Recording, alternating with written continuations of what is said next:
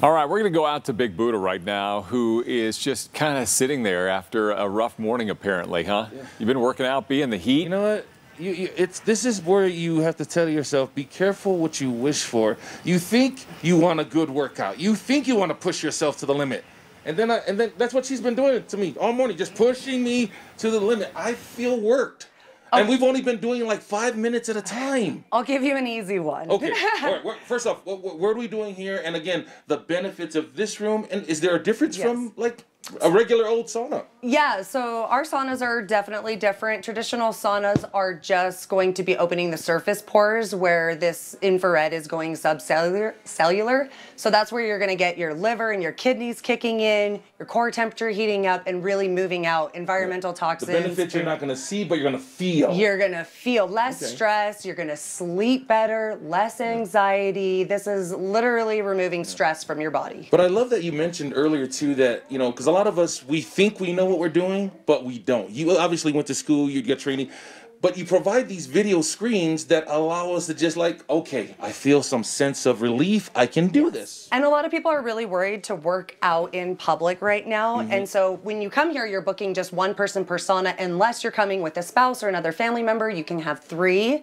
And then you can just follow the instructors on the screen. You don't have to know anything. It's low impact, great for older people, great for people with injuries. Yeah. Don't talk about me like that. That's messed up. I thought we were tight like that. No, I got to ask you this, though, about the coming in here, right? You're not using as much time as you would at a traditional gym. Correct. So how often should I really come? Is every day too much, or maybe I need a limit? I don't know. So we have people that come in every single day. It's going to feel amazing if you come in every day. You're going to feel the health benefits if you come in just once a week. If all you do is lay down and meditate, you're still receiving because you're in this room. Yes. Okay. So it really doesn't matter how much work you get done, which I think is why we really help a lot of people who are worried about working out or they're too self-conscious to go to a big gym. They feel really nice and comfortable and safe in here. Okay. Well, we're wrapping up here for this segment. What's the website for more information? Yeah, HOTWORX.net. Okay. Well, we're done with the segment. Dan and Carrie, you're welcome to stay and watch if you want. We're just working out. No thanks. But you've got great mobility in your hips, B. You don't want to stay? Great hip mobility. Come back. Get back here. No, we're good. Bye, B. We'll let him do his own hot work. Yeah, we're going to take a pass on this one. Would feel nice in this sauna on a day like today, though. It really would. I was just thinking that over the last couple minutes. Yeah, we've got another cold winter day, even though temperature is going to be running a little bit above average for this time of year, which we'll show you in a second. But first, here's a pretty nice view down the slopes of the Ochre Mountains toward Tooele. A gray start to the day, but some of you have a little bit of wet weather. A lot of what you see here, though, is very, very light or not even reaching the ground. Green shows some rain, blue indicates some snow showers, which has primarily been along and over the higher terrain. But we've had a little bit of moderate rainfall coming down over parts of Davis, Weber counties, also a little bit farther north.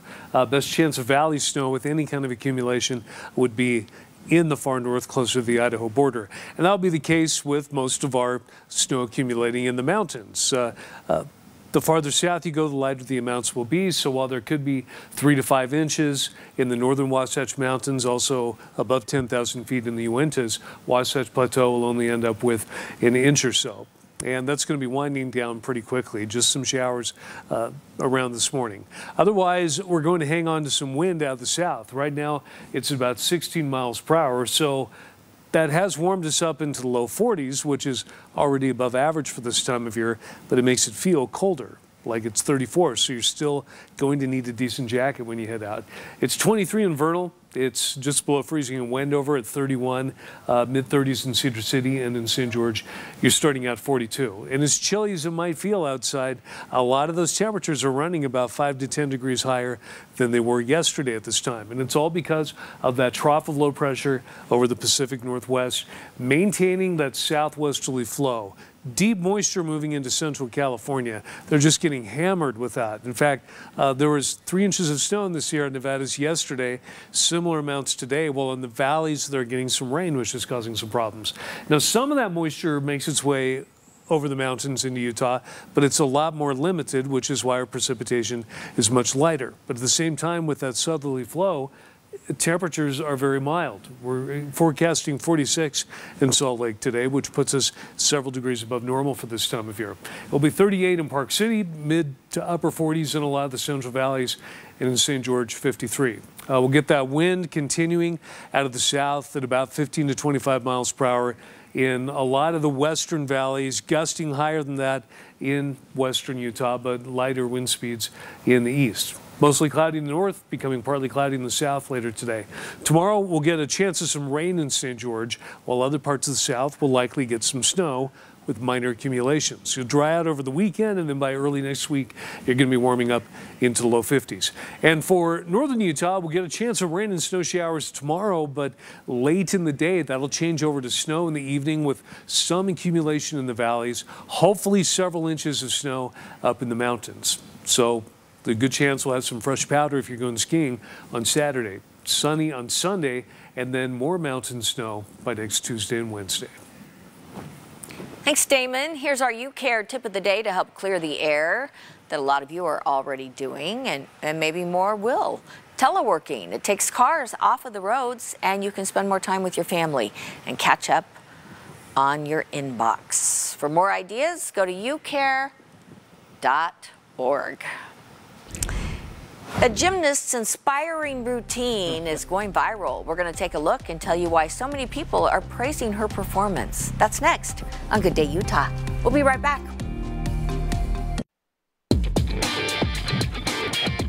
Okay, I love this. Sassy pants. Let's connect. And a gymnast catching a lot of attention. I guess it's her floor exercise routine that's gone viral. Is that right? Oh, yes. She has got so much sass and attitude. You guys are going to love this. Her name is Nia Dennis, and her routine celebrates Black excellence. Take a look.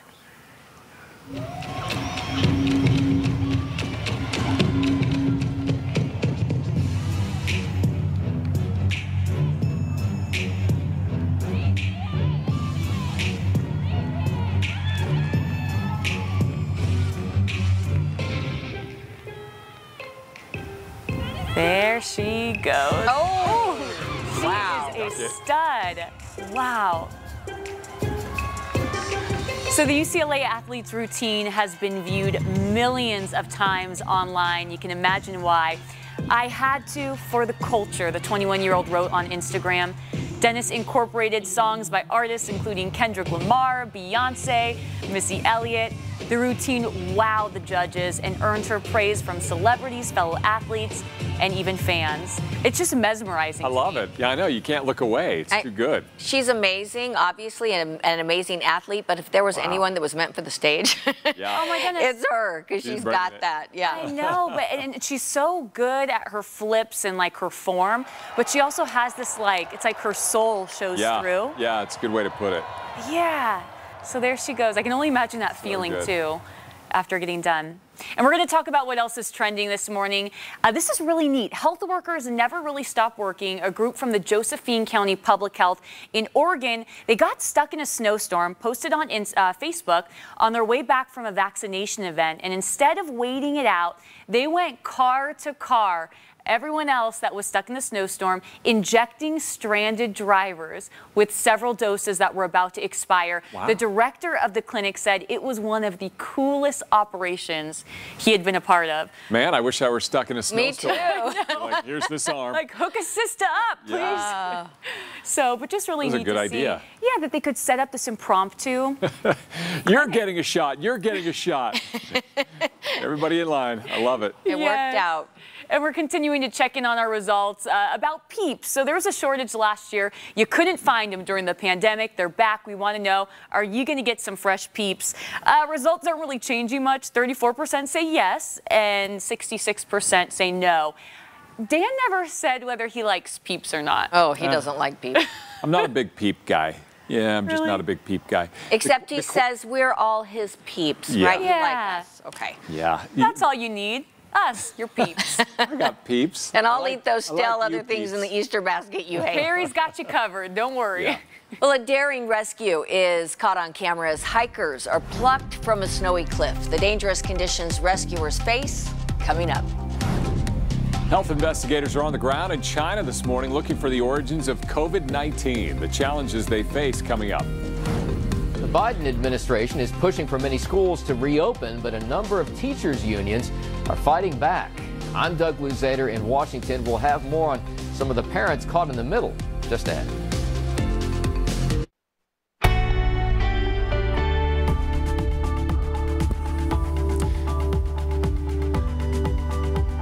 Welcome back to Good Day Utah. We've got a beautiful morning out there. Look, no haze because the wind blew it all out. We do have some clouds above that, but I'd take the clouds over the haze and the smog any day, including today. Getting some snow up in the mountains, it looks like. Thanks for joining us. I'm Dan Evans. And I'm Carrie Cronk. It does look pretty out there. It's a little bit chilly, but maybe... well, that's what we should expect. I shouldn't complain, right, Damon? I was going to complain. You know, end of January, pretty much a given, right? And at least this time we've got some rain and snow to go along with the cold, which we desperately need because it's been so dry. Most of it has been very, very light. A lot of what you see detected by the radar here isn't reaching the ground, but it looks like we do have a few showers on the west side of the Salt Lake Valley between Kearns and South Jordan. Most of the snow in the mountains, with some accumulation there, maybe even making for winter driving conditions along parts of Interstate 84. A few more showers, rain showers anyway, in Davis, Weber counties up toward Brigham City. But it doesn't look around like that'll stick around very long. Most of that should be tapering off by the middle of the day as we get dry air moving in behind that weak little system that's moving through. The wind will continue. It's out of the south, which is why the temperature is so mild this morning. 42 in Salt Lake, 41 in Ogden, 38 in Provo. The problem is it feels colder than that because of the wind, so you still need a decent jacket when you head out the door. This afternoon, it'll look a lot like it did yesterday. Mostly cloudy. We'll get some wind out of the south, 15 to 25 miles per hour. That's going to help us make it all the way up into the mid-40s in Salt Lake. That's almost 10 degrees above normal for this time of year. We'll dry out during the second part of the day, but by tomorrow, we'll get more wet weather as another storm moves in. And we'll take a closer look at that coming up in just a little bit. Thanks, Damon. Utah Department of Workforce Services just released new unemployment numbers. Tamara Vaifanua joins us live to break down this latest report. What are you seeing, Tamara? Well, Carrie and Dan, in Utah, more than 4,500 Utahns filed for unemployment benefits for the first time last week, and about 32,000 continued claims were filed that same week, with nearly $19 million in total aid paid out. More Utahns received a $300 weekly boost from the federal government, encouraging more people to apply for aid. DWS says they're encouraged by the overall decrease in new claims filed in the past 2 weeks. To them, that is an indication that there are jobs out there. Dan? Thanks, Tamara. Happening now, people across the state are reaching out to those experiencing homelessness to get a snapshot of the problem in Utah. The data they gather also informs community leaders, impacts policy and resources. Last year's count revealed a 12% increase in unhoused individuals. Because of the pandemic, the Salt Lake County count will only last 1 day instead of 3 this year. Most teams will use an app, count from their cars, and stay in groups from the same households. Well, there were more than 2,000 new cases of COVID-19 reported yesterday. The weekly rate of positive tests is at 18%. 84% of ICU beds in the state are occupied. There were also 7 more deaths reported, raising the pandemic's toll to 1,620. There's now a second location for Utah County residents who are 70 and older to get their COVID-19 vaccination. The old Shopco at I-15 and Main Street in Spanish Fork is now administering 1,000 doses a day. The other mass vaccine facility is in Provo.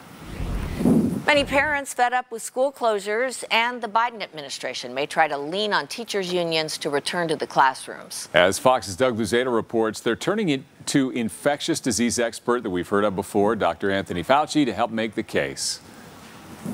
Oh, this debate is upending some traditional political alliances, but some parents are absolutely furious.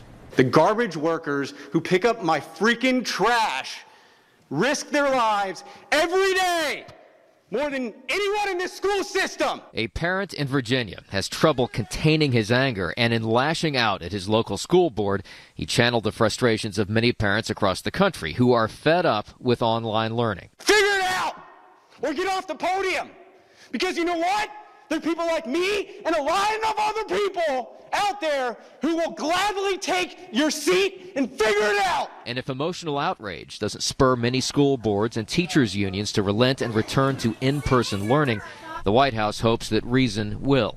A message from Dr. Anthony Fauci today to teachers is likely to include his belief that many schools can and should reopen for in-person learning. What the science tells us is the following, that children in school right now, it appears that if you follow the safety guidelines of the CDC, that they are less likely to be getting infected than the community rate of infection. The reality is that we have the privilege to be able to work from home. Many teachers, though, and some of their powerful unions say conditions are still unsafe, all imperiling President Biden's goal to get most K-8 schools across the country to open their doors in the next 3 months.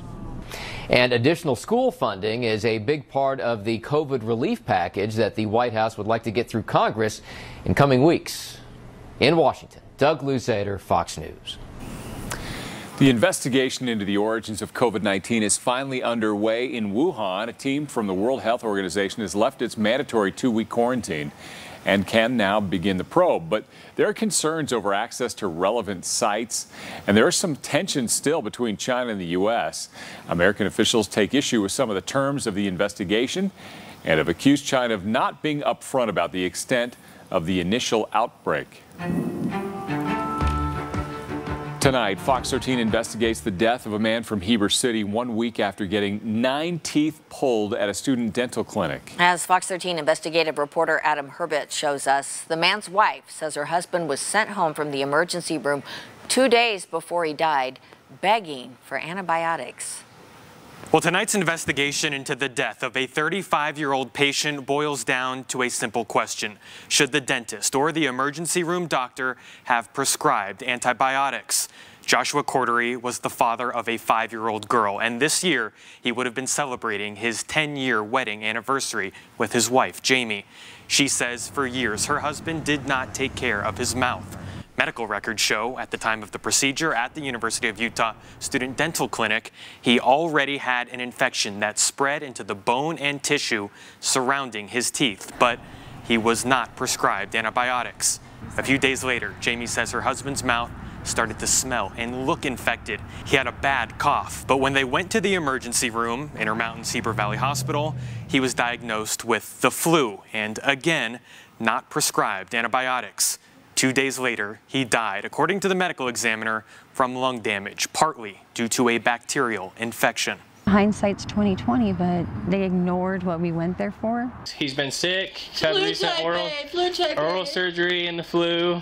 And he just got out of the hospital, a couple of days ago. From square one, I knew it had something to do with his teeth. Do you feel that antibiotics would have made a difference in this case? In retrospect, yes, the antibiotics would have made a difference, but the question is, could you have known ahead of time? As you just saw, we have spoken to multiple experts for their opinion on this case. Both Intermountain and the University of Utah say they are looking into what happened. Tonight at 9, we will show you what else the medical records have revealed about this lethal infection. Reporting in studio, Adam Herbetz, Fox 13 News, Utah. If you have a story that you'd like Fox 13 News to investigate, send us an email at iteam@fox13now.com, or you can call our tip line 801-536-1314. Adam will also answer your questions on Facebook after the story airs. Take a look at the daring rescue in Sedona, Arizona, where the Arizona National Guard deployed a crew on a Black Hawk helicopter for a dangerous mission in the snow. 3 climbers stranded on a narrow ledge on the side of a cliff. Look where that was, and look at the helicopter coming in. They were stuck about 1,000 feet above ground. The climbers spent 2 nights and 3 days on the side of that cliff in blizzard-like conditions.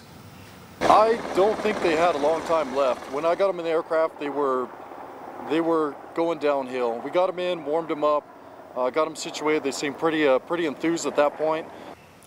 The hikers suffered from some frostbite and hypothermia, but their ordeal was over. Can you imagine what those 3 days and 2 nights would have been like Torture. on that cliff? Yeah, they were probably so happy that those rescuers could get to them in that remote spot. but the fear, too, the apprehension, knowing that they needed to be rescued.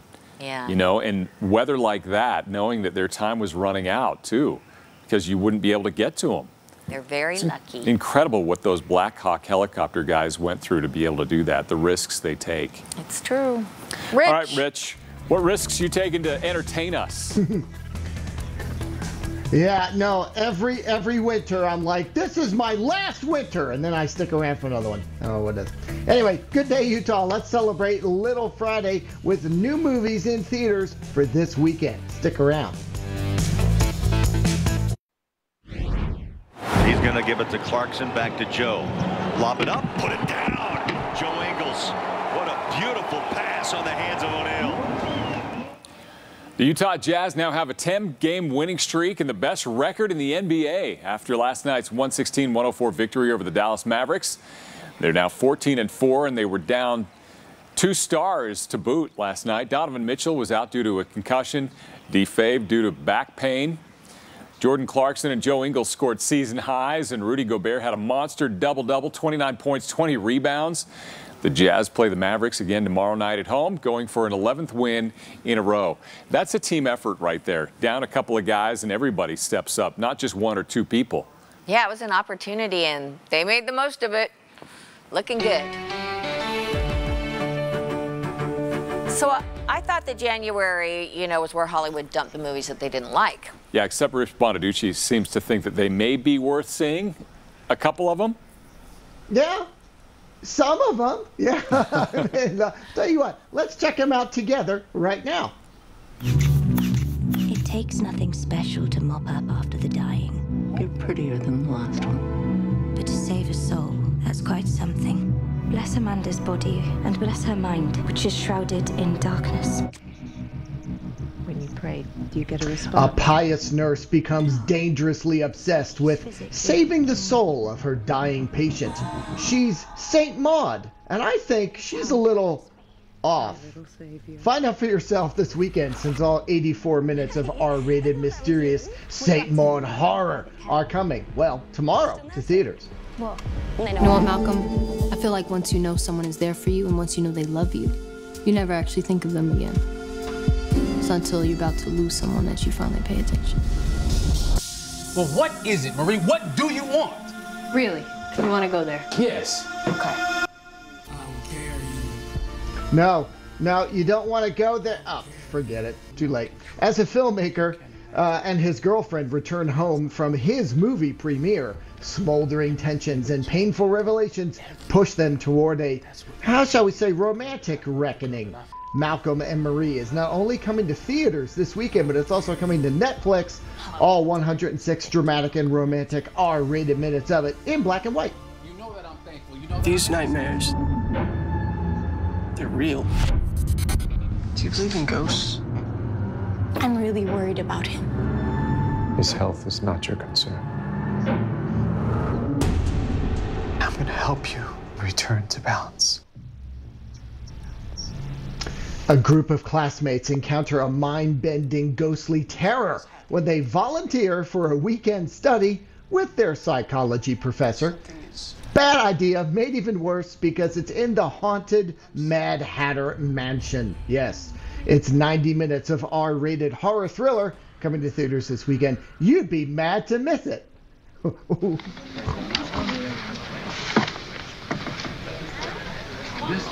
Carte.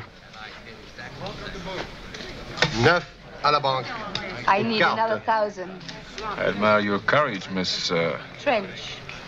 Sylvia Trench. I admire your luck, Mr. Bond. James Bond. Mr. Bond, I suppose you wouldn't care to... And that was the very first time Sean Connery delivered that iconic line, in this case to Sylvia Trench in Dr. No back in 1962. The producer of the film said that those words, that Bond, James Bond, against the rhythm of the James Bond theme, was not just good cinema, it became the signature, which has run through all of the Bond films, so he's right.